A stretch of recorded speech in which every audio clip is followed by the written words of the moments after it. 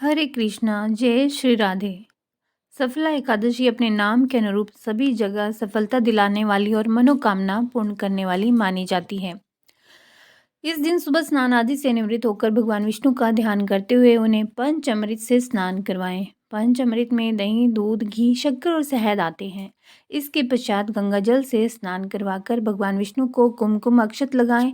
सफला एकादशी की कथा का श्रवण करें या फिर वाचन करें और दीपक और कपूर से श्री हरि की आरती उतारें और प्रसाद सभी में वितरित करें।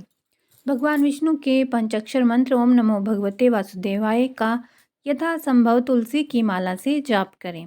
इसके बाद शाम के समय भगवान विष्णु के मंदिर अथवा उनकी मूर्ति के सामने भजन कीर्तन का कार्य करें। इस एकादशी के दिन भगवान विष्णु सहित देवी लक्ष्मी की पूजा करने से इस जीवन में धन और सुख की प्राप्ति तो होती ही है, परलोक में भी इस एकादशी के पुण्य से उत्तम स्थान मिलता है। जो लोग किसी कारणवश इस एकादशी का व्रत नहीं कर पाते हैं, उन्हें इस दिन भगवान विष्णु के विभिन्न अवतारों की कथा का पाठ करना चाहिए। विष्णु सहस्रनाम, गीता और रामायण का पाठ करना भी इस दिन उत्तम फलदायी होता है। सफला एकादशी के दिन तिल और शक्कर को फलाहार के रूप में ग्रहण किया जाता है। आइए जानते हैं सफला एकादशी के उपाय। सफला एकादशी के दिन गरीबों और जरूरतमंदों को सामर्थ्य और आर्थिक स्थिति के अनुरूप दान अवश्य देने से भगवान प्रसन्न होते हैं। कहते हैं कि इस दिन घर या घर की छत पर पीला ध्वज जरूर लगाएं। ऐसा करने से घर में सुख और समृद्धि का आगमन होता है। सफला एकादशी के दिन तुलसी का पौधा लगाना भी शुभ माना जाता है। भगवान विष्णु को तुलसी प्रिय है, इसीलिए मान्यता है कि जो भी एकादशी के दिन तुलसी का पौधा लगाएगा उसकी सभी मनोकामना पूर्ण होगी। यदि संभव हो तो सफला एकादशी के दिन घर की उत्तर दिशा में गेंदे का फूल लगाना भी शुभ माना जाता है। सफला एकादशी व्रत सफलता प्राप्ति और मनोकामना पूर्ति के लिए किया जाता है। सफला एकादशी का व्रत और पूजन किस विधि से करें, आइए जानते हैं। जातक को जीवन में इस व्रत को करने से सफलता प्राप्त होती है। आइए जानते हैं कि कब है सफला एकादशी, इसके व्रत की विधि, व्रत कथा, महत्व आदि के बारे में। सफला एकादशी 2024 में 7 जनवरी को है। पौष मास की कृष्ण पक्ष की एकादशी को ही सफला एकादशी के नाम से पुकारा जाता है। सफला एकादशी के दिन भगवान श्री कृष्ण की पूजा किए जाने का विधान है। पौराणिक मान्यता के अनुसार सफला एकादशी का व्रत और पूजन करने से साधक अपने सभी पापों से मुक्त होकर निर्मल हो जाता है और उसे जीवन में हर कार्य में सफलता प्राप्त होती है। इस साल 7 जनवरी को यह व्रत रखा जाएगा, जो कि रविवार के दिन किया जाएगा। सभी व्रतों में एकादशी के व्रत को उत्तम माना जाता है और एकादशियों में सफला एकादशी के व्रत का विशेष महत्व भी है। इस दिन भगवान अच्युत यानी कि विष्णु जी की पूजा के किए जाने का भी विधान है। सफला एकादशी का व्रत पूरे विधि विधान और सच्चे हृदय से करने से जातक को भगवान विष्णु की कृपा प्राप्त होती है। साधक के सभी पापों का नाश हो जाता है, वो अपने पापों से मुक्त होकर निर्मल हो जाता है, उसकी सभी मनोकामनाएं पूर्ण होती हैं, जीवन के हर क्षेत्र में उसे सफलता प्राप्त होती है।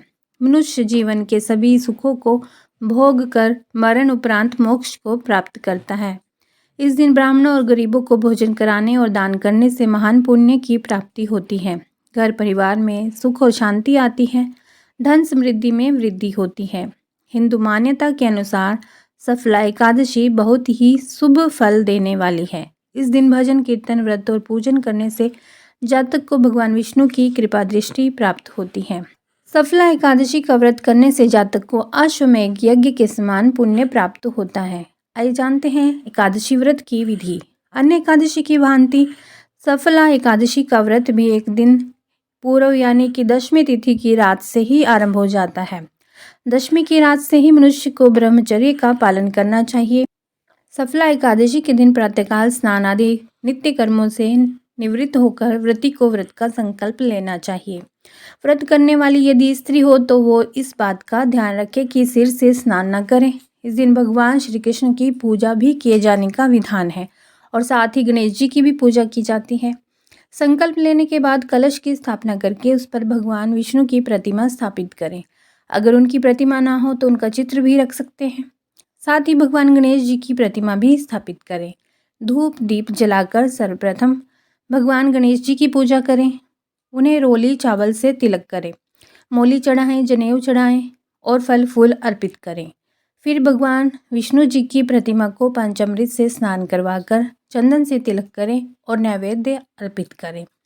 फल फूल व तुलसी अर्पित करें और धूप दीप से आरती करें। यदि आप स्वयं ये पूजा नहीं कर सकते तो किसी योग्य विद्वान ब्राह्मण से भी पूजन करवा सकते हैं। इसके बाद भोग अर्पित करें, विष्णु सहस्रनाम स्तोत्र का पाठ करें और बाद में सफला एकादशी व्रत का महात्म्य और कथा पढ़ें या सुने और फिर आरती करें। संध्या के समय भगवान की पूजा और आरती के बाद फलाहार करें। यदि आप उपवास रख रहे हैं तो अगले दिन द्वादशी को ब्राह्मण को भोजन करवाएं और यथाशक्ति दान दक्षिणा देकर संतुष्ट करें। फिर उसके बाद स्वयं भोजन करें अर्थात व्रत का पारण करें। व्रत की रात को जागरण अवश्य करें। इस व्रत के दिन बुरे व्यसनों से दूर रहें और सात्विक जीवन जिएं।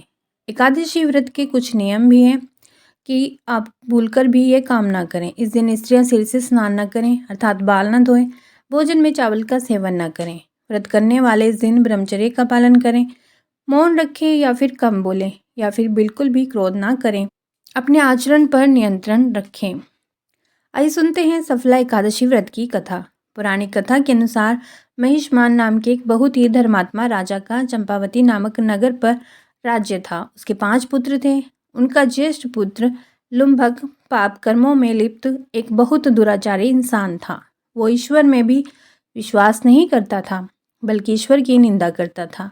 लुम्भक एक व्यभिचारी और व्यसनी मनुष्य था। उसके दुराचरण के कारण राजा महिष्मान बहुत ही दुखी रहते थे। एक दिन उसके पाप कर्मों से दुखी होकर राजा महिष्मान ने उसका त्याग कर दिया और उसे राज्य से निकाल दिया। राज्य से निष्कासित होकर लुम्भक वन वन भटकता रहा। भूख प्यास से दुखी रहने लगा। जंगल के कष्ट भरे जीवन से दुखी होकर उसे अपनी गलतियों का एहसास हुआ। वन में कभी उसे भोजन मिलता तो कभी सिर्फ पानी पीकर ही दिन निकालना पड़ता। सर्दी में पहनने के लिए गर्म वस्त्र भी नहीं थे। धीरे धीरे उसका शरीर कमजोर होने लगा। एक बार पौष मास की दशमी की रात्रि को बहुत तेज सर्दी थी। उसके पास आग जलाने के लिए भी कुछ नहीं बचा था। वो एक पीपल के वृक्ष के नीचे बैठा बैठा अपने भाग्य पर दुखी होने लगा। उसके मन में प्राण त्यागने के विचार आने लगे। उसने प्राण त्यागने की इच्छा से सब कुछ त्याग दिया और ईश्वर से अपने पापों की क्षमा मांगने लगा। उससे अनजाने ही पौष मास की कृष्ण पक्ष की सफला एकादशी का निर्जल व्रत हो गया। ठंड की वो एकादशी की पूरी रात सोया भी नहीं और पूरी रात ईश्वर का ध्यान करता रहा। उसने अनजाने ही सफला एकादशी का व्रत पूर्ण कर लिया। इस व्रत के प्रभाव से उसके सभी पाप नष्ट हो गए। उसके स्वभाव में सकारात्मक परिवर्तन आ गया। भगवान विष्णु की कृपा से उसके पिता ने उसे पुनः अपना लिया और उसे चंपावती का राजा घोषित कर दिया। अपने पुत्र को राजा बनाकर महिष्मान तपस्या करने के लिए वन की ओर चले गए। लुम्भक ने धर्म और न्याय के साथ अपने राजधर्म का पालन किया। जीवन भर उसने एकादशी का व्रत किया और भगवान विष्णु की भक्ति की, जिसके प्रभाव से उसे धरती के सभी सुख प्राप्त हुए और अंत में उसे मोक्ष की प्राप्ति हुई।